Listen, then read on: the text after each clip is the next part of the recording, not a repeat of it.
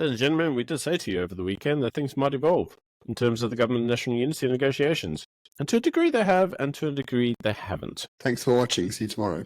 No, but anyway, what is interesting about the news over the course of the weekend is, the ANC loves the tripartite alliance, the alliance with the Communist Party and the alliance with the trade unions known as COSATU. 2 weeks ago, just after the election, COSATU came out to say, we'll never work with the DA because they're white racists. SACP came out to say, we'll never work with the DA because they're counter-revolutionary capitalist, or whatever the case might be.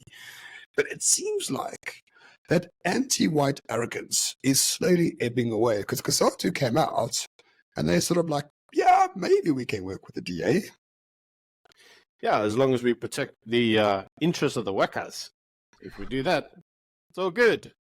Because you see, according to COSATU, the two main sticking points for them is that the DA wants to scrap the national minimum wage and get rid of the NHI. Which is kind of true, but also kind of not true. I mean, what the DA actually said is that they would allow the national minimum wage to be eroded over time by not having increases to it. And what they actually said around the NHI is that South Africa needed a degree of NHI, just not the NHI framework that was proposed. So they wanted to have significant amendments to the NHI, things such as excluding the private medical aid. But these are points of specificness, and we can't really accuse communists and socialists of being, pedantic about the details, can we? I mean, the central problem with these idiots is that they think anyone who's not like a hardcore Marxist is basically a fascist.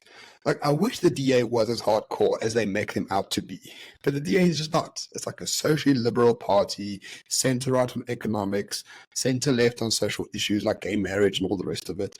Like in any other country in the world, this would be like the most centrist party in the entire country. But in South Africa, we were dominated by communist populism.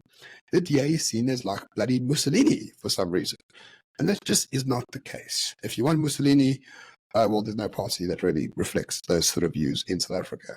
Unfortunately, because I would vote for them. But anyway, the interesting thing over the course of the weekend is that the ANC has sort of come out to say, we can't go into a coalition with the DA only because that's, racist. So that's why we want to include other parties. Byron, I'm sure this is something we've said consecutive times over the past 6 months. Yes, it is. And you see, what's really interesting is that over the weekend, the Brenthurst Foundation came out and they basically gave some statistics on polling that they did as to what everybody's preferred option were. And if you actually look at the polling, and DA, ANC, multi-party charter, coalition got 40.2% of the, should we say, the interest. I can't really say the vote because no one voted for it, but the majority of people were in favor of that coalition. 19% of people favored an ANC MK, 11% of people favored an ANC EFF. So there we're seeing the actual EFF electorate, right? Remember, sir, 9% party. We did tell you that. And only 9% of people favored MK, ANC, and EFF. So as you can see, the majority of the country, when it comes through to the polling, shows that they want an ANC-DA coalition. But the ANC can't have that because they've set up the DA to be the National Party boogeyman for the last however long. And COSATU and the SACP can't really walk back their propaganda. So now they have to say, we don't want to work with the whiteys. And we don't want to work with all these anti-communists, all these capitalists who just want to exploit the workers. So as a result, they can't just agree to it. Now, you know what they could agree to? Possibly if you include some other people, because then it's like, it's not just the DA, right? Now it's the DA, the IFP, the PA.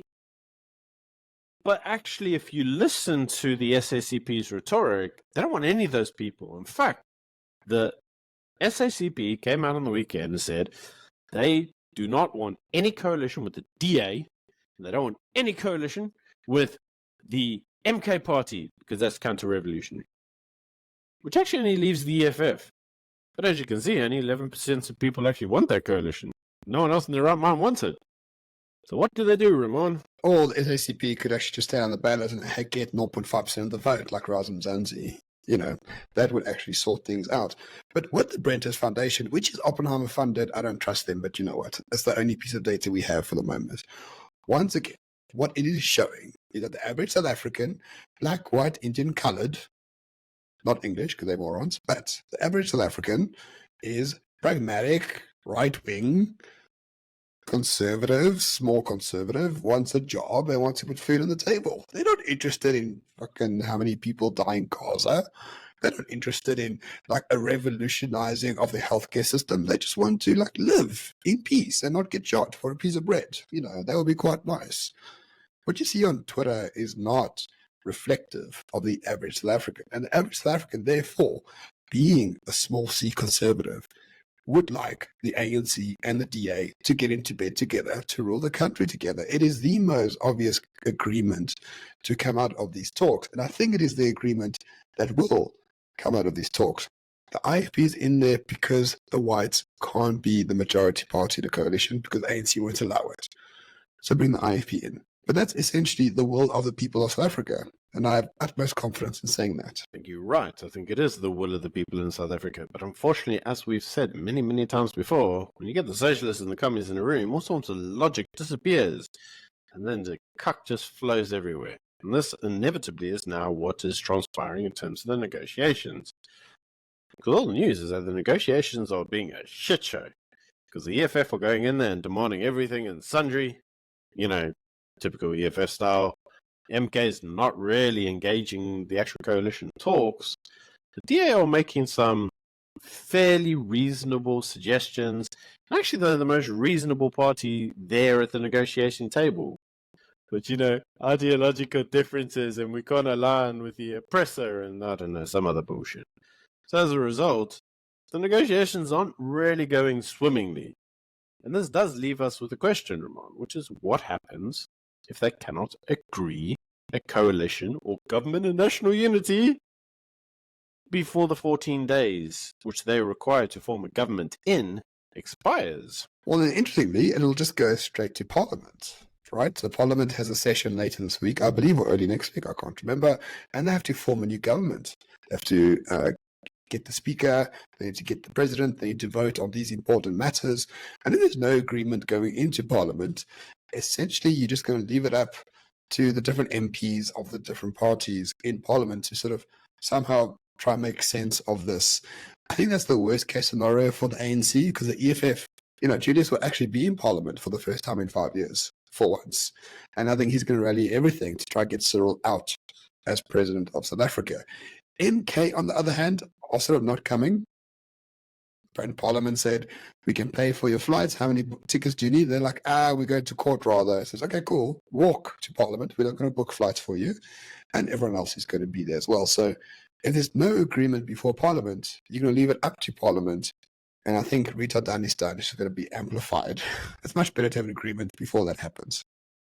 Absolutely. And for those of you who are curious as to what would actually happen on the day if Cyril got voted out, yeah, he can't come back. Because he would have effectively served 2 terms. So he'd be done, according to the Constitution, which he supports.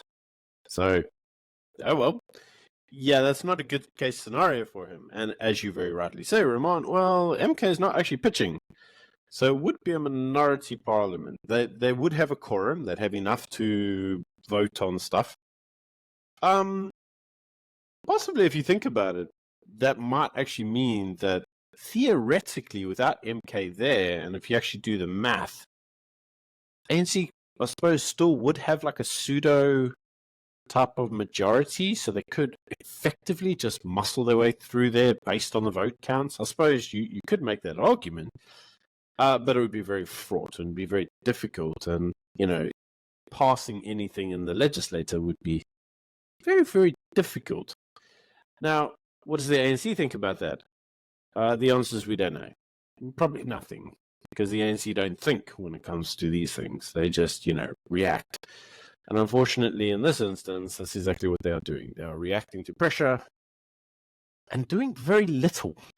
Indeed, and that's the essential point of this video. The ANC is not in control of this country anymore. Neither is the Tripartite Alliance.